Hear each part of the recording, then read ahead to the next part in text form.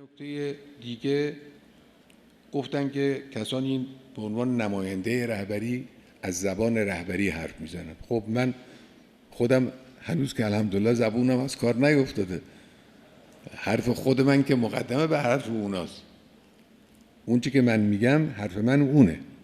کسانی هم که حرف میزنن، بله نمایندگان رهبری و منصوبین رهبری و اینا تعداد زیادی هن.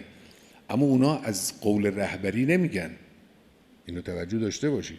خب شما حرف من رو از خود من بشنوید. بله ممکنه یه نفری جز منصوبین رهبری هم باشه درباره فلان مسئله عقیده خلاف رهبری هم داشته باشه، هیچ اشکال نداره، اینجور چیزی هم هست. خیلی از همین آقایان محترمی که منصوبین رهبری هستند در یک فلان مسئله خاص سیاسی یا اجتماعی یا اعتقادی ممکنه عقیدهشون غیر از عقیده رهبری باشه. ما این رو اشکال ندونستیم.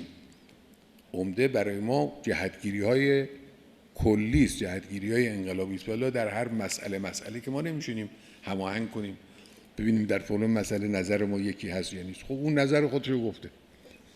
بنابراین اینم نمیشه که من هر جا هر کسی یه چیزی گفت از نمایندگان ما فوراً بپریم بگیم آقا این شما اینو غلط گفتی، اینو درست گفتید، اعلان کنیم نمیدونم روابط عمومی.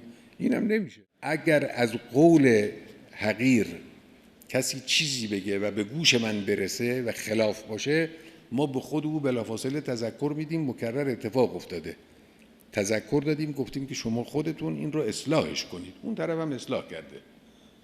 مصلحت نمیدونم که حالا یه کسی یه چیزی گفت ما اینجا برداریم یه اعلامیه بدیم که فلان کس غلط کرد این حرف زد مثلا. اینی که نمیشه که هر جا برخلاف نظر ما از قول من، البته اگه از قول خودش گفته باشه نه، از قول من چیزی گفته باشه من اطلاع میدیم، میگیم آقا اینو شما از قول ما شنیدیم گفتید و باید خودتون اصلاح کنید.